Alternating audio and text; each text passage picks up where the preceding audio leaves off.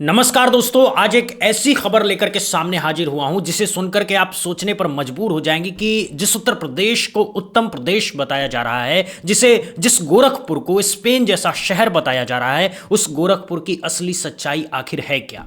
और मजेदार बात यह है कि यह सच्चाई न तो किसी विपक्षी नेता ने बताई है, ना ही किसी पत्रकार ने अपनी रिपोर्ट में लिखी है, बल्कि यह सच्चाई खुद उस कुर्सी से निकल कर आई है जिसे संविधान की सबसे ऊंची कुर्सी माना जाता है, राज्यपाल की कुर्सी से। जी हां, उत्तर प्रदेश की राज्यपाल आनंदीबेन पटेल ने गुरुवार को गोरखपुर पहुंच करके वो काम कर दिया है जो शायद पूरा विपक्ष मिलकर भी नहीं कर पा रहा था। उन्होंने खुद मंच से खड़े होकर के बता दिया है कि जिस शहर को मुख्यमंत्री योगी आदित्यनाथ का गढ़ कहा जाता है, जिस शहर की तुलना गोरखपुर के सांसद रवि किशन स्पेन से करते नहीं थकते हैं, जिस शहर को गोल्डन सिटी बनाने के दावे किए जाते हैं, उस शहर का असली चेहरा दरअसल कुछ और ही है।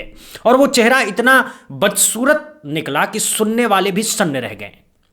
तो चलिए आज हम आपको पूरी बात विस्तार से बताते हैं कि आखिर हुआ क्या, कहा क्या गया और उसके क्या मायने हैं। लेकिन उससे पहले आप हमारे चैनल को सब्सक्राइब करना मत भूलिएगा और घंटी का बटन जरूर दबा दीजिएगा ताकि ऐसी बेबाक खबरें आप तक सबसे पहले पहुंचते रहे। तो बात शुरू होती है दीनदयाल उपाध्याय गोरखपुर विश्वविद्यालय के दीक्षांत समारोह से। ये वही विश्वविद्यालय है जहां उत्तर प्रदेश भर से बच्चे पढ़ने आते हैं, जहां भविष्य के डॉक्टर, इंजीनियर, शिक्षक और अधिकारी तैयार होते हैं।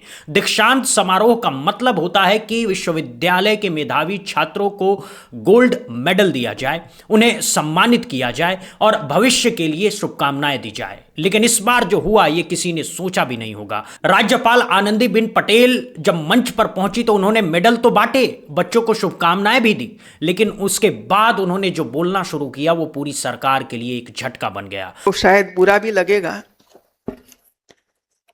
लेकिन जो हमारी कमियां हैं वो तो मुझे बताना ही पड़ेगा भाई। और ये कमियां आने वाले 3 महीने में पूरी हो। सबको मैंने कहा कि 3 महीने में पूरा करके दिखाओ मुझे। और ये तो गोरखपुर है जहाँ स्वयं हमारे मुख्यमंत्री विराजमान है, और वहां ही ऐसी कमियां रहेगी तो क्या होगा। दोस्तों जरा सोचिए, जब राज्यपाल ये बात कह रही हैं तो इसका मतलब क्या है।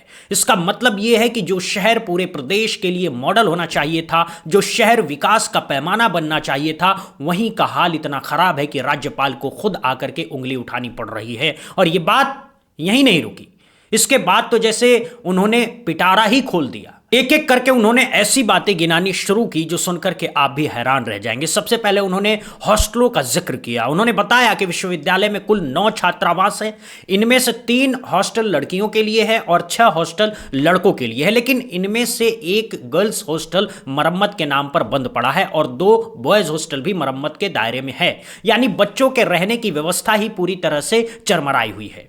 इसके बाद उन्होंने खाने की व्यवस्था पर बात की और यहां जो उन्होंने कहा वो वाकई चौंकाने वाला था। उन्होंने बताया कि गर्ल्स हॉस्टल में तो किसी तरह मेस चल रही है, लेकिन बॉयज हॉस्टल में मेस की कोई व्यवस्था ही नहीं है। बच्चे बाहर से टिफिन मंगवा करके खा रहे हैं। और फिर उन्होंने वो बात कही जो एक मां की चिंता से निकली है। उन्होंने कहा कि जब बाहर से टिफिन आएगा तो उसमें केवल खाना नहीं आएगा, उसमें ड्रग्स भी आ सकता है, दारू भी आ सकता है, कुछ भी आ सकता है। और कौन जांच कर रहा है, कौन देख रहा है कि टिफिन में क्या आ रहा है और क्या जा रहा है। उन्होंने कहा कि मैं यहां सिर्फ राज्यपाल के तौर पर नहीं आए हूं, मैं एक मां के तौर पर भी बोल रही हूं आप लोगों को।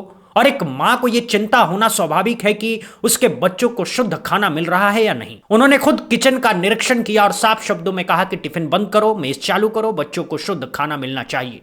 अब जरा सोचिए दोस्तों, ये वो बात है जो अगर किसी विपक्षी नेता ने कही होती तो सरकार तुरंत कह देती कि ये राजनीति है, ये विरोधी प्रोपेगेंडा है।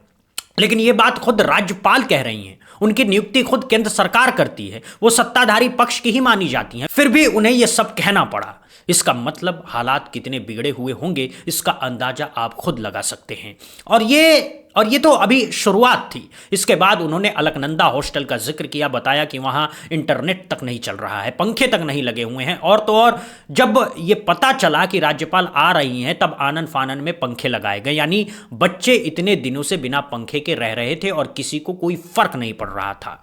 जब बड़ी मैडम आने वाली थी तब जाकर के पंखे लगे। ये विकास है, ये सुशासन है। इसके बाद उन्होंने रामप्रसाद शुक्ल हॉस्टल का जिक्र किया, बताया कि वहां की सीढ़ियां पान मसाले की गंदगी से इस कदर लथपथ पड़ी हैं कि उन पर चढ़ना मुश्किल है, कोई सफाई नहीं, कोई रखरखाव नहीं। फिर अमरावती हॉस्टल की बात आ गई। यहां तो हॉस्टल और भी खराब निकली। 3 साल से बिजली और पानी की व्यवस्था अधूरी पड़ी है। 3 साल से दोस्तों, 3 साल से लड़कियों के हॉस्टल में बिजली और पानी की मुकम्मल व्यवस्था नहीं है। और यह उस शहर में हो रहा है जिसे स्पेन बताया जा रहा है, जिसे गोल्डन सिटी कहा जा रहा है, जहां खुद प्रदेश के मुखिया बैठे हैं। राज्यपाल यही नहीं रुकी, उन्होंने निर्माण कार्य की गुणवत्ता पर भी सवाल उठाया। उन्होंने कहा कि जो निर्माण हो रहा है उसकी क्वालिटी इतनी घटिया है कि इंजीनियरिंग के स्तर पर ही सवाल खड़े हो जाते हैं। यानी करोड़ों रुपए का बजट खर्च हो रहा है लेकिन काम की गुणवत्ता जीरो है। पैसा कहां जा रहा है, किसकी जेब में जा रहा है, इसका जवाब कौन देगा? राज्यपाल ने खुद कहा कि योगी जी की सरकार लगातार बजट देती जा रही है लेकिन करोड़ों रुपए के इस बजट का इस्तेमाल गैर जिम्मेदाराना तरीके से किया जा रहा है। ये बात भी उन्होंने सार्वजनिक मंच से कही। अब ये जो पूरा मामला है इसे थोड़ा और गहराई से समझने की जरूरत है, क्योंकि ये सिर्फ एक विश्वविद्यालय की बात नहीं है, ये सिर्फ एक हॉस्टल की बात नहीं है, ये उस पूरी व्यवस्था की बात है जो पिछले 9.5 साल से ये दावा कर रही है कि उत्तर प्रदेश बदल गया है। दावा किया जा रहा है कि गुंडा राज खत्म हो गया है, दावा किया जा रहा है कि माफिया राज खत्म हो गया है, कि विकास की गंगा बह रही है। और ये बात योगी आदित्यनाथ खुद अपने भाषणों में दोहराते हैं। मंच पर वो बड़े जोश के साथ कहते हैं कि उत्तर प्रदेश अब उत्तम प्रदेश बन गया है। गोरखपुर के सांसद रवि किशन तो एकदम आगे बढ़कर के गोरखपुर की तुलना स्पेन से करने लगते हैं। स्पेन दोस्तों, स्पेन वो देश जहां की सड़कें चमकती है, जहां का पानी साफ है, जहां बिजली नहीं कटती, जहां हॉस्टल साफ सुथरे होते हैं। लेकिन यहां तो हालात ये हैं कि खुद राज्यपाल कह रही है कि सीढ़ियां पान मसाले से लथपथ है। रवि किशन जी, क्या स्पेन में भी हॉस्टल की सीढ़ियां पान मसाले से सनी होती है? क्या स्पेन में भी लड़के अपने टिफिन में ड्रग्स लाने का खतरा उठा करके खाना खाते हैं? क्या स्पेन में भी हॉस्टल 3-3 साल से अधूरे पड़े हैं? क्या स्पेन में भी राज्यपाल को खुद आकर के कमियां गिनानी पड़ती है? ये सवाल है जिनका जवाब सांसद जी को देना चाहिए। और अब आते हैं उस बड़ी बात पर जो इस पूरे मामले को और भी गंभीर बना देती है। दोस्तों, योगी आदित्यनाथ केवल उत्तर प्रदेश के मुख्यमंत्री नहीं है, वो गोरखनाथ मंदिर के महंत भी हैं, गौरक्षक पीठ के पीठाधीश्वर हैं। नाथ संप्रदाय की एक बड़ी विरासत उनके कंधे पर है और यही वजह है कि वो धर्म से जुड़े हर मुद्दे पर बढ़ चढ़ करके बोलते हैं। कहीं राम मंदिर की बात हो तो योगी जी सबसे आगे, कहीं सनातन धर्म पर हमला हो तो योगी जी सबसे आगे, कहीं किसी दूसरे धर्म को टारगेट करना हो तो योगी जी सबसे आगे, कहीं कांवड़ यात्रा हो तो शिव भक्तों पर हेलीकॉप्टर से फूल बरसाए जा रहे हैं, कहीं कुंभ मेला हो तो वहां व्यवस्थाओं में बड़े बड़े दावे किए जा रहे हैं, कहीं कोई मंदिर का मुद्दा उठे तो योगी जी का बयान सबसे पहले आ जाता है। हाल ही में उन्होंने गुरु पूर्णिमा पर गोरखपुर मंदिर में गुरु पूजा की और वहां से भी उन्होंने कुछ लोगों को चंड मुंड का पूजक बताते हुए राजनीतिक बयान दिया। अयोध्या के हनुमानगढ़ी में नमाज पढ़ने के मामले पर उन्होंने विपक्ष को घेरा।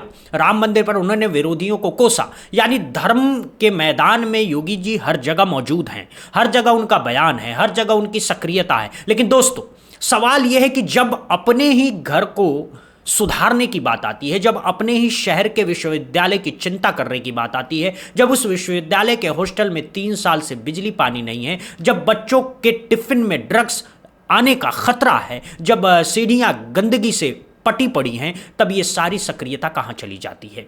तब ये चिंता कहां गायब हो जाती है? क्या धर्म की राजनीति करना विकास से ज्यादा जरूरी हो गया है?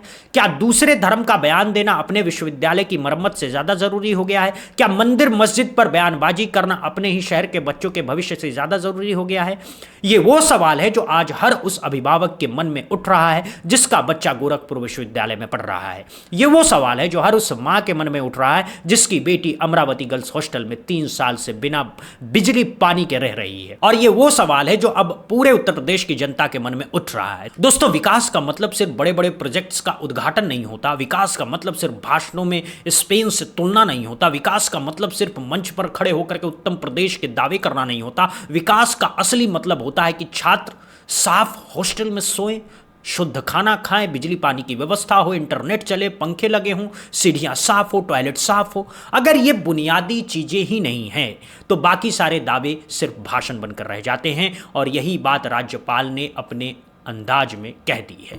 इस पूरे मामले पर पत्रकार अभिषेक उपाध्याय ने सोशल मीडिया एक्स पर एक वीडियो पोस्ट किया है और लिखा कि गोरखपुर आकर के सीएम सिटी की बदहाली का ऐसा सच बता गई गवर्नर आनंदीबेन पटेल। ये वीडियो देखते ही देखते वायरल हो गया, लाखों लोगों ने इसे देखा और शेयर किया। कांग्रेस के राज्यसभा सांसद पवन खेड़ा ने इस पोस्ट को रिट्वीट करते हुए लिखा कि बहुत खूब आनंदीबेन पटेल बहन, बिल्कुल इसी तरह डबल इंजन ढोंग को बेनकाब करती रही है। सपा नेता आईपी सिंह ने एक्स पर लिखा कि योगी जी बताते हैं कि उन्होंने गोरखपुर को गोल्डन सिटी बना दिया है। आज हमारी राज्यपाल ने सीएम योगी आदित्यनाथ की कथित सुशासन की पोल पट्टी ही नहीं खोली बल्कि उसकी धज्जियां उड़ा करके रख दी। उन्होंने आगे लिखा कि राज्यपाल ने गोरखपुर में भ्रष्टाचार का जिक्र करते हुए कहा कि जब सीएम सिटी में इतना भ्रष्टाचार है तो सोचिए कि बाकी 75 जिलों में और जगहों पर भ्रष्टाचार कितना असीमित होगा, इसकी कल्पना ही की जा सकती है। आनंदीबेन पटेल जी ने मुख्यमंत्री के भ्रष्टाचार को सरेआम उजागर कर दिया है। 9 साल से कथित ईमानदार का कंबल ओढ़ करके असल में भ्रष्टाचार का घी पीने वाले पहाड़ी बाबा अब जवाब दे। ये तीखे शब्द थे जो सोशल मीडिया पर तेजी से फैले। दोस्तों, यहां 2-3 बड़ी बातें समझने की है। पहली बात यह है कि जब खुद राज्यपाल इस तरह की टिप्पणी करती हैं तो यह कोई सामान्य घटना नहीं होती। राज्यपाल संवैधानिक पद पर बैठा हुआ व्यक्ति होता है, वो विश्वविद्यालयों के कुलाधिपति होती हैं, यानी चांसलर।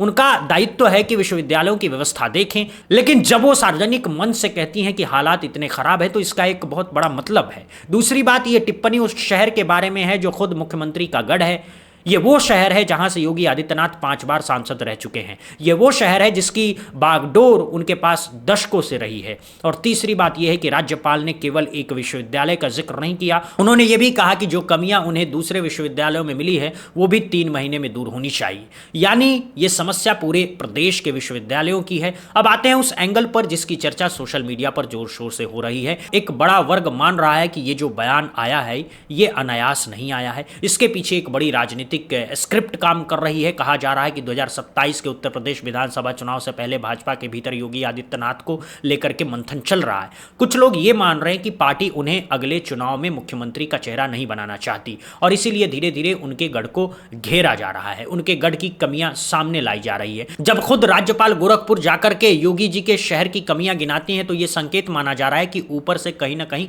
इशारा है।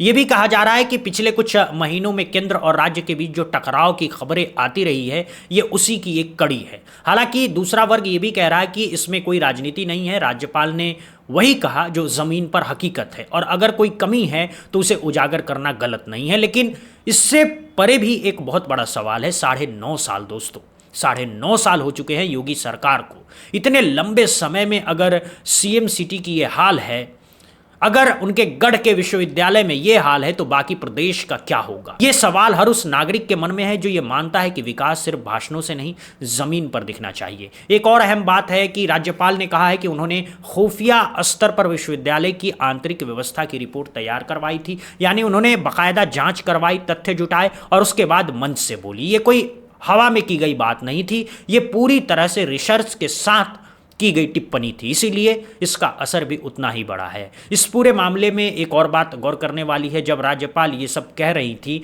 तब हॉस्टल में कई बड़े अधिकारी, विश्वविद्यालय के कुलपति, प्रशासनिक अधिकारी सब मौजूद थे। सबके सामने ये पोल खुली, यानी अब कोई ये नहीं कह सकता कि हमें पता नहीं था। सबको पता है और अब सबको 3 महीने में ये कमियां दूर करनी है। अगर 3 महीने में ये काम नहीं हुआ तो राज्यपाल ने साफ शब्दों में चेतावनी दी है कि इसके परिणाम अच्छे नहीं होंगे। दोस्तों, अब जरा सोचिए आज का माहौल कैसा है। एक तरफ सरकार भाषणों में स्पेन की बात कर रही है, गोल्डन सिटी की बात कर रही है, उत्तम प्रदेश की बात कर रही है, दूसरी तरफ जमीन पर हॉस्टल की सीढ़ियां पान मसाले से सनी है।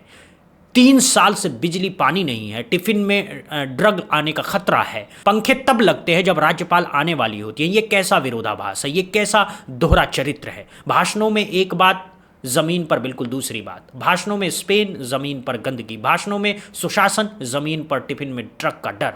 भाषणों में गोल्डन सिटी, जमीन पर राज्यपाल की फटकार। ये दूरी जितनी बड़ी है उतनी ही बड़ी है दावों और हकीकत की दूरी, और यही वो चीज़ है जिस पर आज पूरी बहस चल रही है। कुछ लोग ये भी कह रहे हैं कि योगी जी हमेशा दूसरों को आईना दिखाते हैं, कभी विपक्ष को आईना दिखाते हैं, कभी दूसरे राज्य को आईना दिखाते हैं, कभी दूसरे धर्म को आईना दिखाते हैं, लेकिन जब खुद के गिरेबान में झांकने की बारी आती है तो चुप्पी छा जाती है। आज राज्यपाल ने वो आईना उनके सामने रख दिया है। अब देखना ये होगा कि योगी जी इस आईने में क्या देखते हैं और क्या प्रतिक्रिया देते हैं। क्या वो मानेंगे कि हाँ कमियां हैं और उसे दूर करेंगे, या फिर पहले की तरह इसे भी विपक्ष की साजिश बता करके टाल देंगे? ये भी देखने वाली बात होगी कि आगे आने वाले 3 महीने में क्या होता है। क्या वाकई विश्वविद्यालय की हालत सुधरी है? क्या बच्चों को शुद्ध खाना मिलने लगता है? क्या 3 साल से अधूरे पड़े काम पूरे होते हैं? क्या हॉस्टल की सीढ़ियां साफ होती है, या फिर 3 महीने बाद भी हालात वैसी की वैसी रहेगी? ये सवाल भविष्य के गर्भ में है। लेकिन एक बात तो साफ है दोस्तों, राज्यपाल ने जो कंबल हटाया है अब उसे वापस डालना बहुत मुश्किल होगा। 9 साल से जो कंबल ओढ़ करके विकास के दावे किए जा रहे थे वो कंबल अब हट चुका है, और नीचे जो निकला है वो गंदगी है, अधूरे काम है, ड्रग्स का खतरा है, बदहाल व्यवस्था है और भ्रष्टाचार है। रवि किशन जी, स्पेन की बात छोड़िए, पहले गोरखपुर विश्वविद्यालय की सीढ़ियां साफ करवा दीजिए, पान मसाला की गंदगी हटवा दीजिए, लड़कों के हॉस्टल में मेस चालू करवा दीजिए, 3 साल के अधूरे काम को पूरा करवा दीजिए, तब शायद लोग अपनी बात पर विश्वास करें, तब शायद कोई मान ले कि हाँ आपके शहर की तुलना स्पेन से हो सकती है। और योगी जी, आपके शहर में राज्यपाल को खुद आकर के कमियां गिनानी पड़ रही है, ये आपके सुशासन का प्रमाण पत्र नहीं है, बल्कि ये आपके सुशासन की पोल खोलने वाला दस्तावेज है। आप धर्म पर बहुत बोलते हैं, बहुत अच्छी बात है, आप सनातन पर बहुत बोलते हैं, बहुत अच्छी बात है, लेकिन एक बार अपने ही शहर के विश्वविद्यालय पर भी बोल दीजिए, एक बार उन बच्चों के लिए भी बोल दीजिए जो 3 साल से बिना बिजली पानी के रह रहे हैं, एक बार उन माताओं की चिंता भी सुन लीजिए जिनकी बेटियां अपने शहर के हॉस्टल में सुरक्षित नहीं हैं, एक बार उन पिताओं की भी सुन लीजिए जो अपने बच्चों को ये सोच करके भेजते हैं कि सीएम सिटी है, कम से कम यहाँ तो कुछ ठीक होगा। और अंत में दोस्तों एक बात और, लोकतंत्र में जनता से बड़ा कुछ नहीं होता। जनता ने आपको 1 बार 2 बार भरोसा दिया, लेकिन अगर उस भरोसे का ये हाल होगा, अगर सीएम सिटी का ये हाल होगी, अगर राज्यपाल को खुद आकर के पोल खोलनी पड़ेगी, तो अगली बार जनता क्या करेगी ये सोचने का समय आ गया है। 2027 दूर नहीं, और जनता सब देख रही है, सब समझ रही है, सब याद रख रही है। तो दोस्तों ये थी आज की बड़ी खबर, एक ऐसी खबर जिसने पूरे उत्तर प्रदेश की राजनीति में हलचल मचा दी है, एक ऐसी खबर जिसने डबल इंजन सरकार के दावों पर बड़ा सवाल खड़ा कर दिया है, एक ऐसी खबर जिसने सीएम सिटी की असली तस्वीर सामने रख दी है। अब आपकी बारी है दोस्तों, आप क्या सोचते हैं इस पूरे मामले पर? क्या राज्यपाल ने सही किया कि उन्होंने मंच से ये सच्चाई बताई? क्या ये इशारा है कि आने वाले चुनाव में भाजपा किसी और चेहरे को आगे कर सकती है, या ये सिर्फ एक सामान्य टिप्पणी है जिसका कोई बड़ा मतलब नहीं है? क्या 9 साल में विकास हुआ या सिर्फ भाषण हुआ? क्या गोरखपुर वाकई स्पेन जैसा बन रहा है, या राज्यपाल की बात ज़्यादा सच के करीब है? अपनी राय हमें कमेंट में ज़रूर बताइएगा, हर एक कमेंट पढ़ा जाएगा। और अगर आपको ये खबर, ये विश्लेषण पसंद आया हो तो चैनल को सब्सक्राइब करना बिल्कुल मत भूलिएगा, बेल आइकन दबा दीजिएगा, ताकि ऐसी बेबाक, बेधड़क और सच्ची खबरें आप तक सबसे पहले पहुंचते रहे। तब तक के लिए हम आपसे इजाज़त लेते हैं, मिलते हैं एक और अगली वीडियो में। जय हिंद, जय भारत, वंदे मातरम।